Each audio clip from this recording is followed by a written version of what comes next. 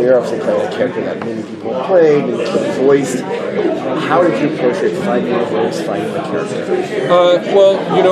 I think definitely Kevin Conroy's voice was deeply in my head, and when I got the audition material, it was just a weird thing, like I had never gotten a job doing voiceover before, or really commercial anything. I mean, I got one doing like a dental implant commercial when I was like 19, but since then it's been a cold streak. So I did this, but I love Batman, and I loved that series so much, and just hearing that it was going to be like, or have the same creators behind it, I really just like did an obsessive thing. Usually as like a self-taper or an auditioner, I'll do one and then I like hate myself so much I'm like, I'll just send that in, maybe 2 or something like that. Often my partner will be like, you really need to do a third take. You're not even remotely close. But and for this one I did 30 takes. I mean, I just like sat in the car and I would do it and I would play it back and I would do it and play it back, and I was like, just get over your self-loathing and how far away you sound from what it is in your head. And I just drilled down until I gave myself the satisfaction of hearing the sound that I thought I wanted to hear in my head, and that was the tape that I sent in. And I hope it honors Kevin's legacy, but I mean, I wasn't like studying his tapes before making my tape, but certainly it was there, because then I went back afterwards. This is the longest answer you're going to get. But then I went back afterwards and I was like, I was like 15, 16 when the show came out. Did I really watch as much? And I put in some episodes to see, like, did I sound like... And I was like, oh shit, I've seen every one of these episodes. I remember every one of these things, and it had moved into that part of my subconscious, which is actually the most useful place for information to be for an actor, I think. 2 minutes and 30 seconds. Thank you. Yeah. This is a Batman who's been described as being in like week 2 of his career. So what's it like doing like a Batman who's not like fully, the terror of the night, the scourge of criminals? Yeah, I think, because I'm sort of new to the role too, that's totally useful. I think I don't have to pretend to be like a hardened crime fighter vigilante. This really is my first, this is my first couple weeks on the job, so hopefully that's useful. How did you find the voice of Bruce Wayne in this one? How is Bruce Wayne in this different than other incarnations? Well, Bruce Timm had the thing that they said in the panel of like that's the mask. Bruce Wayne is the mask, and that was really helpful to me. And they're like, how do you think like a cold-blooded vigilante would imagine happy-go-lucky millionaire Lothario would sound in the 1940s? And so that's sort of like the character that we tried to land on. I think it was definitely more sort of lucid, also because it was, that period, like finding that sort of, is it Cary Grant, is it Humphrey Bogart, what would have been the influences that Batman knew from movies that he would be like, oh, that's what the public expects a millionaire to sound like, Lothario. Yeah. Do you believe for the adult audiences, the series will feel like a deja vu, or will feel like an old friend? How do you think the adult audiences will receive this new story? Well, I think that's really apt. I think hopefully it will feel like a dream to them, like that it's half deja vu, half like, who just walked into the room? The totally unexpected thing that that your subconscious wanted to see in this nostalgic trip you forgot you always wanted to take. Is there, since you said you've seen every episode of the other animated series, is there a villain that you really, really want to see? What was so crazy was I had forgotten the Clayface character, and then we have Clayface in the first season, and it's like, oh my God, this is my story.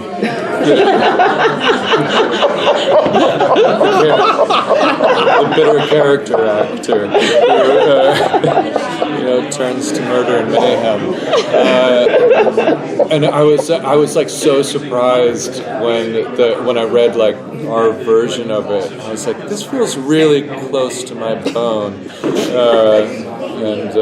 But yeah, that's cool.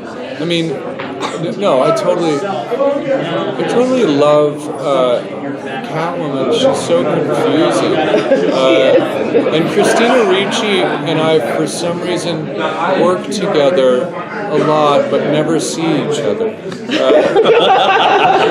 Ships in the night. Yeah, we sort of weirdly cross paths often. So she's cool. They're all, I mean, Rogues Gallery is right. They're all Technicolor awesome. And just to be able to say onomatopoeia. I mean, I feel like that was like some fucking guy drawing pictures being like, fuck those fucking voice actors. I ain't call them onomatopoeia. I think it's Kevin Smith. There you go. Now, Bruce Timm himself said he didn't care if the character was likable. He wants a weird and creepy, including Bruce, not just Batman. How did you approach that? For both of them. You know, I didn't hear that. Fortunately, unfortunately, or maybe he said it and I just blocked it out. That's not helpful. I think he's just trying to do good, man. He's just trying to get crime off the streets. That's all. If it seems like that seems like a weird and creepy aim to have, put on your own utility belt. Do it better. Since this is your first voice acting, Yeah. how did you approach this once you finally got behind the microphone? You know, you've always been in front of the camera, so I have to imagine your performance this time is a little bit more exaggerated or over the top. Yeah, it was a great relief because, you know, I think that's another reason why people really love Batman so much is they can bring so much of themselves. There's so much reserve, so much held in reserve. So, I mean, I had no idea what it was going to be like when I stepped into the booth, but it was just, there's Bruce Timm, and he's like, all right, why don't you try saying that line 3 times? And then he was like, yeah, I like the first one and the third one. Let's go to the next line. And I was like, whoa, great. It was surprisingly, but you know, they had to have heard a lot of tapes, so I was just like trying to give them what they hired me to off of, I guess. It's not as satisfying an answer. It works. Okay. Do you have a favorite scene that you